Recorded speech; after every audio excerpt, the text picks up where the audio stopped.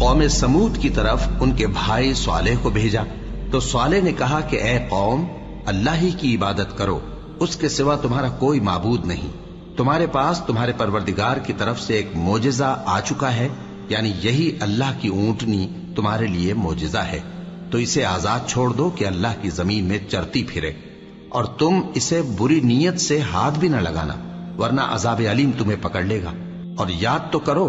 جب اس نے تم کو قوم عاد کے بعد سردار بنایا اور زمین پر آباد کیا کہ نرم زمین میں محل تعمیر کرتے ہو اور پہاڑوں کو تراش تراش کر گھر بناتے ہو، پس اللہ کی نعمتوں کو یاد کرو اور زمین میں فساد نہ کرتے پھرو۔ تو ان کی قوم میں سردار لوگ جو تکبر کرتے تھے، غریب لوگوں سے جو ان میں سے ایمان لے آئے تھے، کہنے لگے، بھلا تم یقین کرتے ہو کہ صالح اپنے پروردگار کی طرف سے بھیجے گئے ہیں؟ انہوں نے کہا، ہاں، جو چیز وہ دے کر بھیجے گئے ہیں ہم اس پر بلا شبہ ایمان رکھتے ہیں۔ تو سرداران مغرور کہنے لگے کہ جس چیز پر تم ایمان لائے ہو ہم تو اس کو نہیں مانتے۔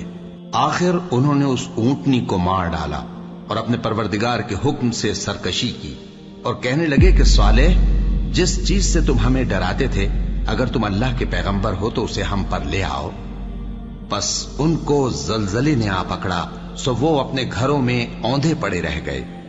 پھر صالح ان سے نا امید ہو کر پھرے اور کہا کہ میری قوم، میں نے تم کو اللہ کا پیغام پہنچا دیا اور تمہاری خیر خواہی کی، مگر تم ایسے ہو کہ خیر خواہوں کو دوست ہی نہیں رکھتے۔ اور اسی طرح جب ہم نے لوط کو پیغمبر بنا کر بھیجا تو اس وقت انہوں نے اپنی قوم سے کہا کہ تم ایسی بے حیائی کا کام کیوں کرتے ہو کہ تم سے پہلے اہل عالم میں سے کسی نے اس طرح کا کام نہیں کیا، یعنی خواہش نفسانی پورا کرنے کے لیے عورتوں کو چھوڑ کر مردوں کے پاس آتے ہو۔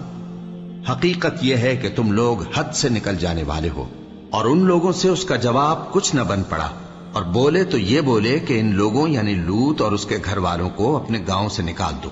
کہ یہ لوگ پاک بننا چاہتے ہیں۔ تو ہم نے ان کو اور ان کے گھر والوں کو بچا لیا، مگر ان کی بیوی نہ بچی کہ وہ پیچھے رہنے والوں میں ہو گئی، اور ہم نے ان پر پتھروں کی بارش برسائی، سو دیکھ لو کہ گناہگاروں کا کیسا انجام ہوا۔ اور مدین کی طرف ان کے بھائی شعیب کو بھیجا تو انہوں نے کہا، اے قوم، اللہ ہی کی عبادت کرو، اس کے سوا تمہارا کوئی معبود نہیں۔ تمہارے پاس تمہارے پروردگار کی طرف سے نشانی آ چکی ہے، تو تم ناپ اور تول پوری کیا کرو اور لوگوں کو چیزیں کم نہ دیا کرو، اور زمین میں اصلاح کے بعد خرابی نہ کرو۔ اگر تم صاحب ایمان ہو تو سمجھ لو کہ یہ بات تمہارے حق میں بہتر ہے، اور ہر رستے پر مت بیٹھا کرو کہ جو شخص اللہ پر ایمان لاتا ہے اسے تم ڈراتے اور اللہ کی راہ سے روکتے اور اس میں کجی ڈھونڈتے ہو۔ اور اس وقت کو یاد کرو جب تم تھوڑے سے تھے تو اللہ نے تم کو جماعت کثیر کر دیا، اور دیکھ لو کہ خرابی کرنے والوں کا انجام کیسا ہوا۔ اور اگر تم میں سے ایک جماعت میری رسالت پر ایمان لے آئی ہے اور ایک جماعت ایمان نہیں لائی تو صبر کیے رہو یہاں تک کہ اللہ ہمارے تمہارے درمیان فیصلہ کر دے، اور وہ سب سے بہتر فیصلہ کرنے والا ہے۔ اللہ اکبر، اللہ